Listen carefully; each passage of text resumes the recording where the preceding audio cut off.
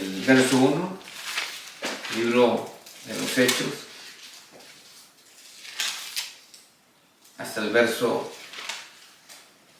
6.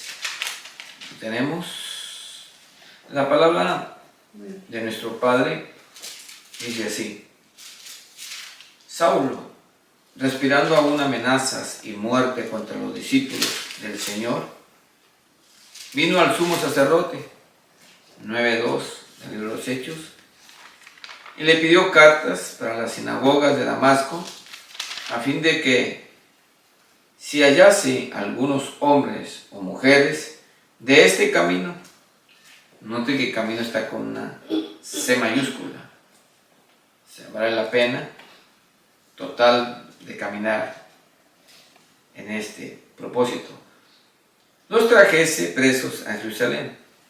Mas yendo por el camino, aconteció que al llegar cerca de Damasco, repentinamente le rodeó un resplandor de luz del cielo, y cayendo en tierra, oyó una voz que le decía: Saulo, Saulo, ¿por qué me persigues?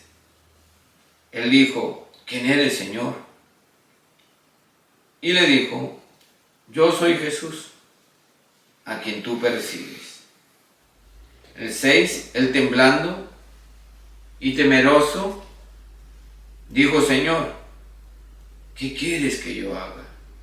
Y el Señor le dijo: levántate y entra en la ciudad, y se te dirá lo que debes de hacer. Amén. Tome su asiento. En la Reina Valera, que la que estoy leyendo, en el verso 5, la segunda parte dice: dura cosa te es dar coces contra el aguijón. Ese verso, pues como que fue una añadidura que se dio. Si usted ve otras versiones, creo que no tiene ese verso o esa composición, pero también es de ayuda.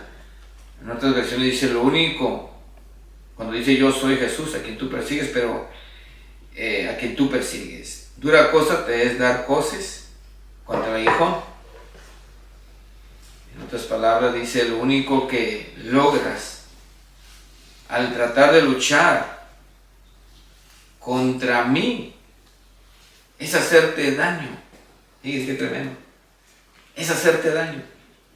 Algo que me impacta, y creo que a todos, es esta experiencia, porque dice el 6, él, temblando y temeroso, dijo: Señor, ¿qué quieres que yo haga? Cuando él supo que era Jesús, ¿verdad? El resplandor. ¿Quién no va a temblar cuando se presenta algo sobrenatural? Y sobre todo, ¿verdad?, lo corrige ese resplandor, esta experiencia, que el que estaba persiguiendo, pues, era el Señor. Él perseguía a todos los del camino, a todos aquellos que el Señor había salvado. Y lo que quiero girar es acerca de esta experiencia, que es única. Cuando tienes una experiencia con lo sublime, sobre todo hablando, ¿verdad?, de nuestro Creador, de nuestro Padre, que es el que da vida, sabemos que el Espíritu de Dios es el que nos santifica, ¿sí? Y nuestro Señor Jesucristo es el que nos presenta el camino, ¿verdad? Entonces, Él dijo en una ocasión, en el 12:4 de Juan, que Él es el camino, la verdad y la vida. Entonces, como que ahí está hablando la esencia. Claro que es el Señor, nuestro Señor Jesucristo. Y todo se resume en Jesús, porque en Él solo hay salvación, en Cristo Jesús. Podemos tener un encuentro con el Padre de vida, con el Padre eterno, en Cristo Jesús. Si no, no podemos. Tenemos que recibir todo lo que, creer que Jesús fue enviado a esta tierra, y dice la palabra que todo aquel que confiese que Jesucristo vino en carne, ¿verdad?, es de Dios. Entonces, lo dice las cartas de Juan. En la primera carta de Juan, en el verso 5, verso 1, Y si todo aquel que cree que Jesús es el Cristo, es nacido de Dios. El que cree en Cristo Jesús es nacido de Dios, del Padre. Y todo aquel que ama al que engendró, ama también al que ha sido engendrado. En esto conocemos que amamos a los hijos de Dios, cuando amamos a Dios y guardamos sus mandamientos. Pues este es el amor a Dios, que guardemos sus mandamientos, y sus mandamientos no son gravosos. Porque todo lo que es nacido de Dios vence al mundo. Y esta es la victoria que ha vencido al mundo, nuestra fe. Entonces vemos en el verso 1, todo aquel que cree que Jesús es el Cristo es nacido de Dios.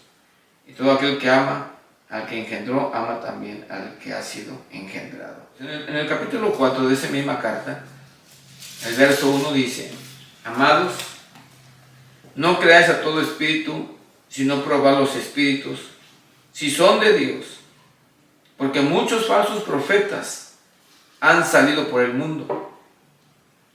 En esto conoced el Espíritu de Dios. Todo espíritu, y es con todo espíritu humano, está con letra minúscula, que confiesa que Jesucristo ha venido en carne, dice que es de Dios. Y todo espíritu que no confiesa que Jesucristo ha venido en carne, no es de Dios.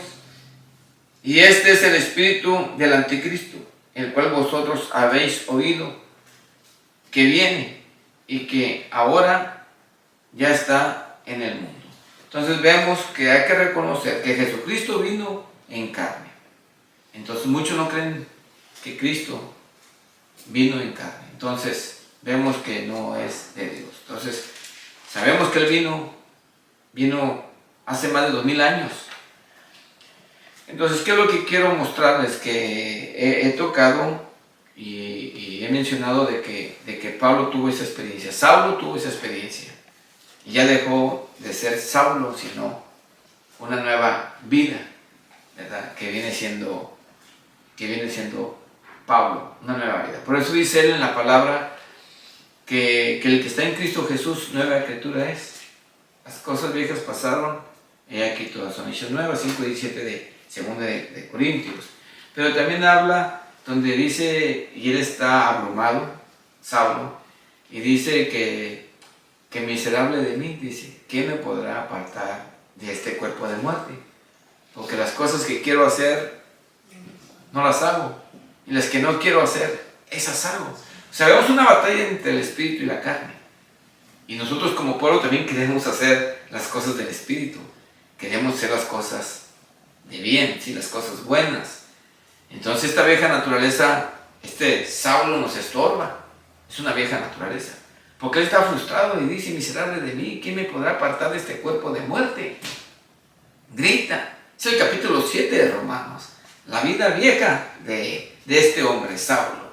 Y tal vez nosotros también decimos, porque tenemos el Saulo, tenemos el Saúl, tenemos la vieja naturaleza y la estamos cada vez más, ¿verdad?, sujetándola a las cosas del espíritu. Entonces no podemos completamente liberarnos, ¿verdad?, de esta vieja naturaleza. Está con nosotros hasta que venga la resurrección, ¿sí? Entonces vemos que está frustrado esta vieja naturaleza, ¿verdad? Y él, Saulo, sabemos que fue un fariseo. O sea, desde pequeño aprendió la ley de Moisés, ¿verdad? Aprendió los 5 libros pentateucos, como le llamamos, o la Torá, como le llaman los judíos. Entonces vemos que él fue de una manera preparado a ser fariseo, y él dice, soy fariseo de fariseos. Pero de una manera no conocía a Jesús, sus ojos estaban velados, ¿verdad? Y tenía un celo ferviente para, de una manera, destruir todo aquello que se levante contra Dios. Inclusive no sé si se mofó o no, pero le habían dado las prendas. No sé por qué le dieron las prendas, porque de alguna manera estaban a la par, a un lado de las prendas que estaban matando a Esteban. ¿verdad? El primer mártir, el primer fruto, la primera ofrenda que recibió el amado nuestro Señor Jesucristo.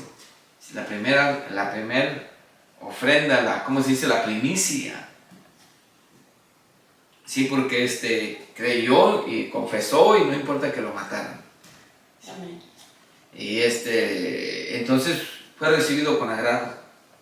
Porque las versiones dicen que el Padre estaba sentado y también el Hijo a la par. Estaban sentados viendo, ¿verdad?, la escena cómo estaban matando a Esteban. Y ve que lo están matando, pero Esteban no era frío, Esteban no era ambiguo, no era tibio, no era milanado, que a veces somos nosotros así, de pocas fuerzas, a veces con muchas fuerzas, ¿verdad? Dice que en el capítulo 7 de Hechos, ¿ya lo tiene ahí? Amén. Entonces Esteban da un sermón que creo que abarcó un capítulo 2 lleno de unción. Y en el verso les da una cátedra a todos estos. Y dice el 51, 751, 51, duro de cerviz, incircunciso de corazón y de oídos, vosotros resistís siempre al Espíritu Santo, como vuestros padres. Está hablando del pueblo de Israel, al pueblo de Israel. Así también vosotros. ¿A cuál de los profetas no persiguieron vuestros padres y mataron a los que anunciaron de antemano la venida del justo? ¿De que vosotros ahora habéis sido entregados y matadores? Entregadores y matadores. O sea, la misma letra, los mismos fariseos, los arquitectos, los príncipes, los que estaban al frente llevando la palabra, le está dando un sermón Esteban a ellos. O sea, la religiosidad hizo que mataran a nuestro Señor Jesucristo. Saulo era un fariseo. O sea, la religiosidad puede que nos haga que estemos matando, ¿sí?, por ser religiosos. Entonces aquí Esteban les está diciendo: habéis sido entregadores y matadores. En 53, vosotros que recibiste la ley por disposición de ángeles. Wow, está interesante. Y no la guardasteis. No la guardaron, no la vivieron. Oyendo estas cosas, se enfurecieron en sus corazones y crujían los dientes contra él. Pero Esteban, lleno de costumbres, lleno de paganismo, ¿verdad que sí? lleno de fe, lleno de fiestas paganas, ¿sí lo dice o no? No. Pero Esteban, lleno del Espíritu Santo, puesto los ojos en el cielo. ¿Dónde deben estar nuestros ojos puestos? En las cosas de arriba.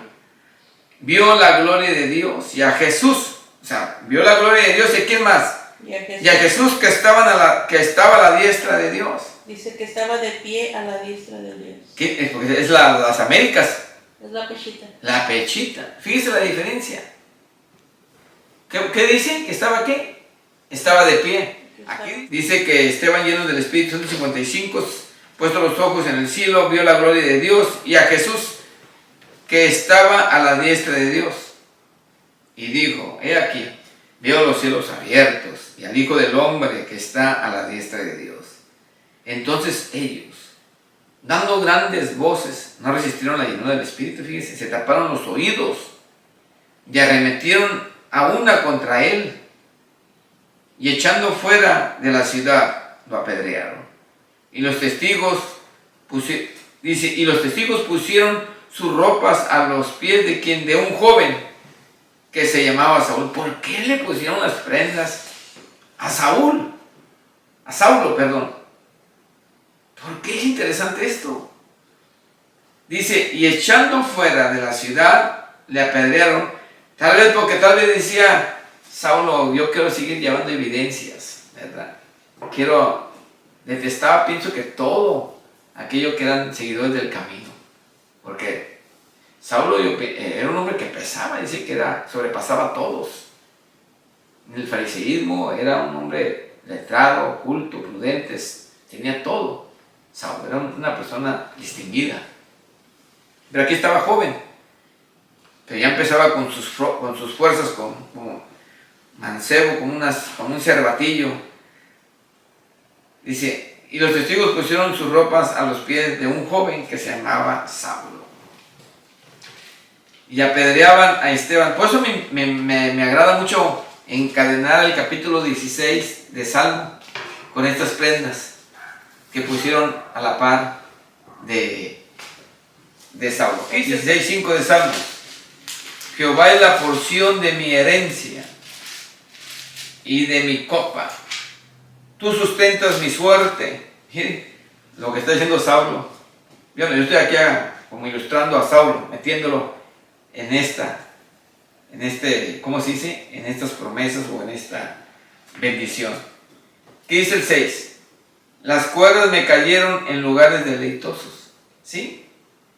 Y es hermosa la herencia que me ha tocado. Sí, qué tremendo es esto. Las cuerdas me cayeron, o sea, las prendas de Esteban me cayeron en lugares deleitosos. Creo que en ese momento no entendía Saulo. Y es hermosa la heredad que recibió Saulo por parte de Esteban, esas prendas, ese manto. Dice, y es hermosa la heredad que me ha tocado. Sí, porque ahí, esas prendas estaban ahí. Dice en el 7:58, y echando fuera de la ciudad, le apedrearon. Y los testigos pusieron sus ropas, las cuerdas, a los pies de un joven que se llamaba Saulo. Y apedreaban a Esteban mientras él invocaba y decía, Señor, Señor, recibe mi espíritu. Mire qué lindo esta frase de Esteban. Y puesto de rodillas, clamó a gran voz, Señor, no les tomes en cuenta este pecado. O sea, tiene una medida de amor que sobreabordaba en su vida. ¿Sí? Y habiendo dicho esto, ¿qué dice? Durmió. Fíjese, tuvo compasión, misericordia de lo que lo estaban matando. Saulo estaba ahí de espectador viendo que lo estaban apedreando, pero no sabía que esas prendas, ese manto, se lo iban a poner después, porque él fue el que tomó el lugar de Esteban. Necesitaba a un caudillo, necesitaba un pionero, necesitaba uno que abriera la brecha hacia los gentiles, y fue este hombre, porque Saulo no sabía que le iban a caer, ¿sí? El manto sobre él. Él estaba contemplando y viendo. Es que los planes de Dios son incomprensibles, ¿sí? Incomprensibles. Entonces él estuvo presenciando eso y lo llamaron, ¿sí? Yo lo puedo ver de esta manera porque es como cuando aquel hijo, Eliseo, estaba buscando, ¿y qué le dijo el padre? Dice, ¿ves cuando soy arrebatado en esa parucía? ¿Verdad? Y tomas mi manto, tendrás la doble porción. ¿Sí? Y recibió la doble porción, no sé si hizo cosas extravagantes, ¿verdad? Eliseo. Entonces, es bien interesante ver la experiencia. Yo lo que quiero es que las experiencias que hemos notado, que hemos visto, y lo quiero compartir, y que entendamos que la experiencia es lo que hace la diferencia. ¿Sí? La experiencia hace la diferencia. Y eso, el empirismo hace la diferencia. Si no hay empirismo en uno, no puedes cambiar a la persona. ¿Sí? ¿Qué tuvo que tener Saulo para que? Porque él dice que él es fariseo de fariseo. Mire, ¿dónde vamos a ver todas las características que tenía? ¿Correcto? Amén. Ya está el 22 de los Hechos. Amén. Es que lo que Dios nos está enseñando hoy es que seamos prudentes con las personas.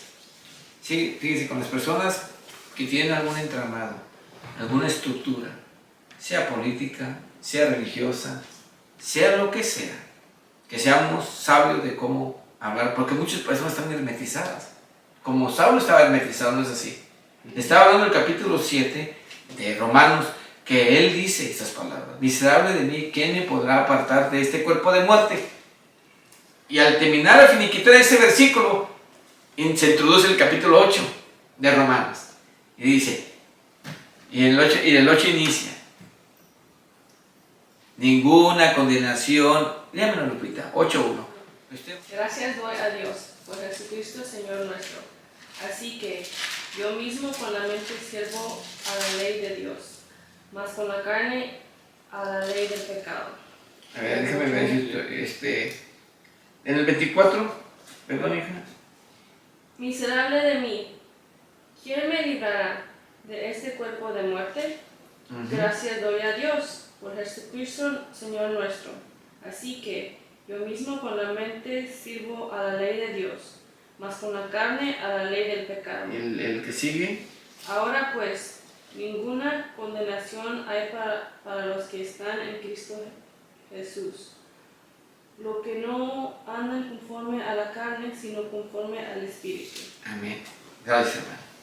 Entonces, qué interesante es esto, que él está por acabar la vieja naturaleza en el capítulo 7 y luego ya empieza la nueva esperanza, ¿verdad? Que dice que ahora pues ninguna condenación hay en los que están en Cristo Jesús. A los que no andan conforme a la carne, sino conforme al Espíritu. Ahora estamos en Él. Ya no somos condenados porque estamos en Cristo Jesús. ¿Somos faltosos? Claro que somos faltosos. Pero ya tenemos la base, el fundamento, la piedra angular, que es Jesucristo. El cual desecharon, ¿sí? Los constructores, que fueron los fariseos. Y Saulo era un fariseo. Por eso seguí, porque los fariseos eran muy celosos. ¿Sí? Diga, los fariseos eran muy celosos hacia la ley. Les voy a llevar por qué razón estamos hablando de esto. Ahora, antes de seguir, les había llevado en qué libro les compartía. Hechos 22. Hechos 22, ya está ahí. Fíjese las características que tenía a veces este capítulo. Varones hermanos, vemos aquí que Pablo se defiende ante la multitud y vamos a ver su conversión. Varones hermanos y padres, oíd ahora mi defensa ante vosotros. Miren la calidad de este hombre. Y al oír que les hablaba en lengua hebrea, mandaron más silencio. Y él les dijo, fíjese lo que dice, o sea que él dice, yo de cierto soy judío, nacido de Tarso de Cilicia, pero criado en ciudad, instruido a los pies de Gamaliel, estrictamente conforme a la ley de nuestros padres, celoso de Dios, como hoy lo sois todos vosotros. Miren, le está dando un sermón a ellos y los está respetando a ellos, la prudencia de Saulo. Perseguía yo este camino hasta la muerte, prendiendo y entregando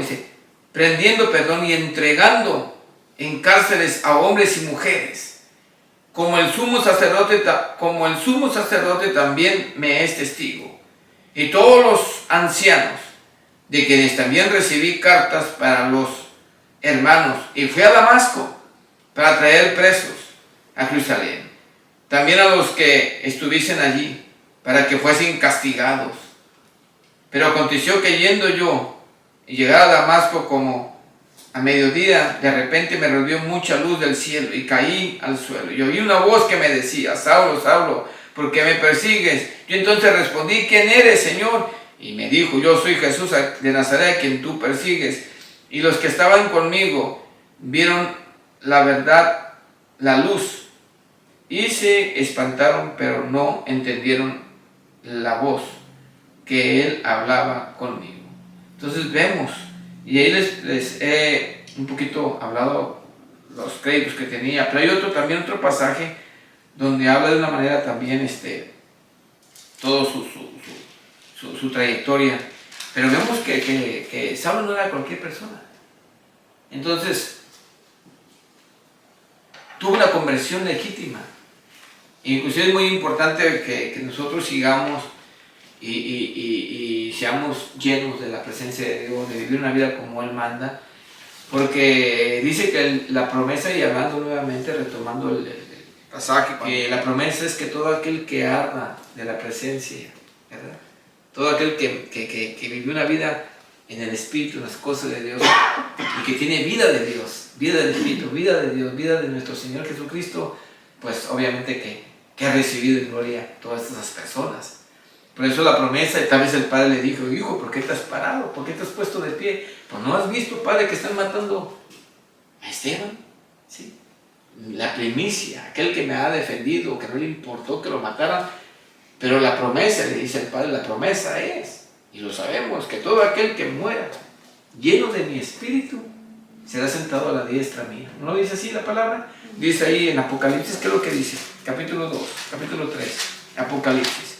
Ya está ahí, capítulo 3 de Apocalipsis. Verso 20. He aquí, yo estoy a la puerta y llamo.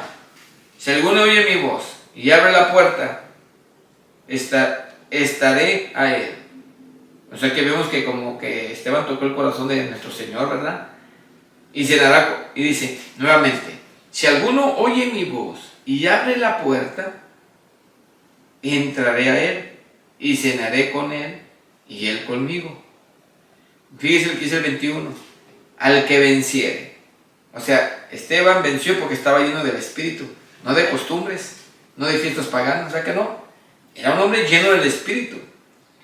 Dice, le daré que se siente conmigo en mi trono. Por eso se paró el Señor para que tomara, ¿verdad?, esa bendición enorme de sentarse, ¿verdad? Y era su primicia. ¿Cómo no va a permitir que se siente, que se sentara ahí? Le dio honor el Hijo, le dio a Esteban delante del Padre. Eso está glorioso, eso. La verdad es que Dios trabaja de muchas maneras. Amén. ¿Sí? Debe entender eso.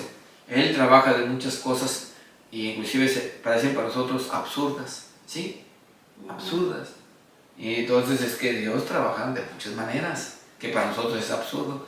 Por eso nosotros tenemos que ser siempre creyentes. Hay que creer. ¿Quién es el que va a perder? ¿Verdad? El que no cree. Es un arrepentimiento genuino, legítimo. Y es algo muy lindo. Entonces debemos de entender que hay personas que cuando son tocadas y no están, ¿verdad?, peleando. Entonces Dios nos dice hoy que debemos ser prudentes y darle gracias por lo que Dios ha hecho en cada uno de nosotros. Amén, amén. Amén, porque es muy, muy importante esto. Y a veces lo que viene siendo la idolatría o las costumbres, tantas esas cosas a veces nos puede opacar o frustrarnos como las personas que están debatiendo y peleando. ¿Se acuerdan? Entonces que Dios nos libre, porque hay mucha gente que es un debate. Por eso que tener mucho cuidado que vamos a entrar en eso, comprender a la gente y esperar, ¿sí? Porque muchos van a estar expectantes así viendo como Saúl, pero no se dan cuenta que como Saulo van a estar así expectantes, pero les va a caer las cuerdas, les va a caer el manto. Entonces Dios nos está preparando para qué, para lo que vamos a seguir haciendo, ¿sí? Tenemos que ser prudentes y recuerde que tenemos tantas cosas deficientes en nuestros caracteres, tanta cosa, pero Dios está orando, ¿sí? Y usted va a ver la gloria de Dios porque muchos van a creer y va a haber perdón, va a haber abrazos, va a haber lágrimas, pero va a haber restauración, ¿sí? Porque Dios está haciendo la obra, si es que todavía no viene el Señor, que Dios nos agarre, ¿verdad? Buscando las cosas de Él y que nos dé la oportunidad para seguir trabajando. Amén. Entonces acuérdese de Israel también orar, porque hay mucha gente inocente que necesita nuestro apoyo. Entonces Dios nos dice que el empirismo hace la diferencia. ¿Sí? Cuando viene el toque de Dios, entonces vamos a pedir a Dios que nos ayude para que siga orando en medio nuestro.